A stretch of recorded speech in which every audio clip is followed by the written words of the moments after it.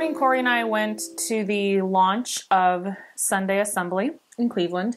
And so we just wanted to kind of share our thoughts about the event, what we liked about it, what we thought could maybe use some work, and just share our reactions. So I guess I'll start out by saying that the beginning of the service really emphasized that it was not a place for religion bashing.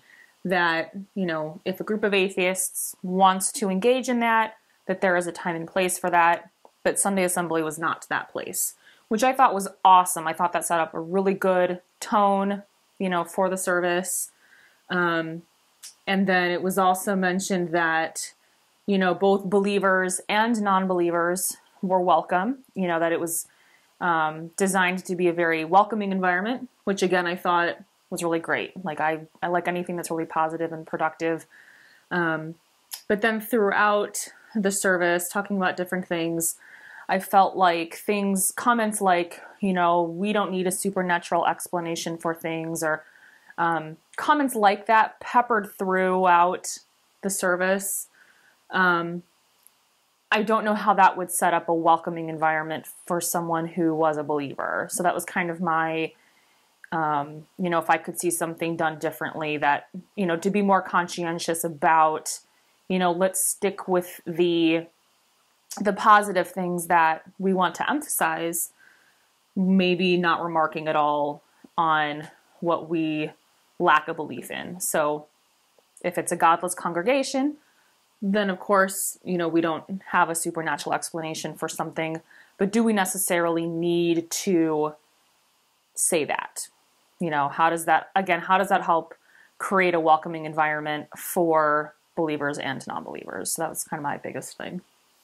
I agree that there was, I'll call it religion bashing because that's, you know, the terms we're using, but there was a little bit more anti-theism or anti-religion than they kind of held themselves out to be. You know, specifically, they, at one point during the message, you know, dude kind of said that some of the books of the Bible, Exodus, Leviticus, Numbers, that, you know, we'd be a whole lot better if, you know, we had just burned those a while ago. And while I agree with that sentiment, that there's some really bad ideas in those books, yeah, saying that would not be welcoming to a believer. So while I agree with your idea, it's certainly not something that is going to, you know, fulfill your purpose of creating a welcoming environment for believers and non-believers alike. I know a lot of folks are turned off by the idea of, you know, an atheist church, that a lot of atheists have just a completely negative reaction to anything church related. The service structure was very much like church. There was, you know, music at the beginning of it with standing, you know, for it, and, you know, format wise, it was very church-like.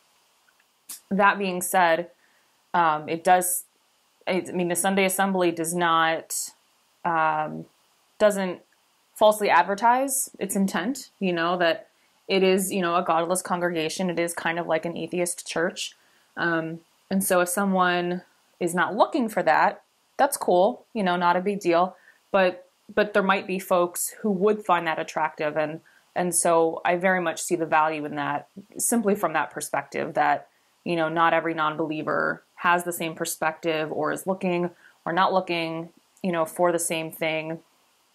And so I think it's great that something like that exists now for, you know, an atheist who would find it welcoming.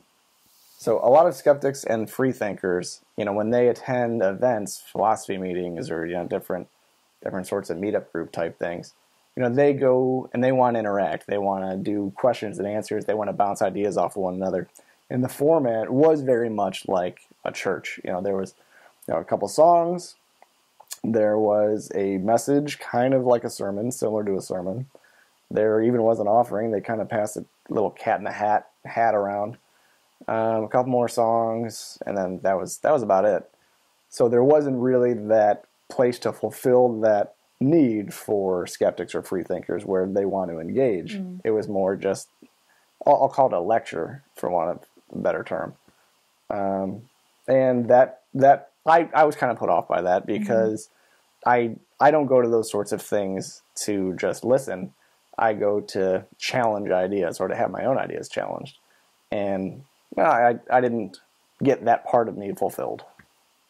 I did really like after the collection that they made it very clear that, as a group, that we would decide what nonprofit to donate the monies to. They obviously had overhead, like they have rental fees for the facility, that they used, and that's fine, obviously. But I thought that was a really great, a great thing that they were doing was to say, hey, we're going to be very transparent about, where this money is spent. Like, we got the money from you guys, and you should be a part of deciding where it goes. That's cool. And then another cool thing that they did do, kind of similar in a church setting to like a mission, was they mentioned a local business that employs only or almost exclusively previously incarcerated individuals. What was the name of it? Edwin's in Shaker Heights. So yeah, that was cool. Like, they have, a positive and secular and community oriented, way to give back. You can just go. It's all French cuisine. It looked actually really good food. So that was cool that they had that. Yeah. But that was surrounded by some things that weren't just secular and positive. So more of that, I guess. That's my constructive criticism. Is that was, I really liked that part. That was awesome, and I think that was really what their intent was, or their stated intent. And I think they hit the nail on the head in at least one really positive way. Yeah, when they were talking about Edwin's and just, the mission of that restaurant and, the owner's vision for it, and, why we should, making us aware that it even exists, for one, but then really encouraging us to, go and support that business. And they were even planning a luncheon for the group. There wasn't any mention about anything anti-religious. Like, it was just focused entirely on, this wonderful, opportunity in the community for folks who, had been incarcerated in the past. And I think that was a great way to focus on the kinds of things that atheists can be for without spending any time even mentioning what we're not for. So I dig more of that. Yeah, and that one kind of hits home for me too, because I, have a background in criminal justice, and I've engaged in studies and research papers and a little bit of hands-on things, and really see how just being part of the criminal justice system can get people into a downward spiral. So that was cool to see something in Cleveland that at least we're trying to do something about it. Yeah. I'm C.L. O'Hanlon.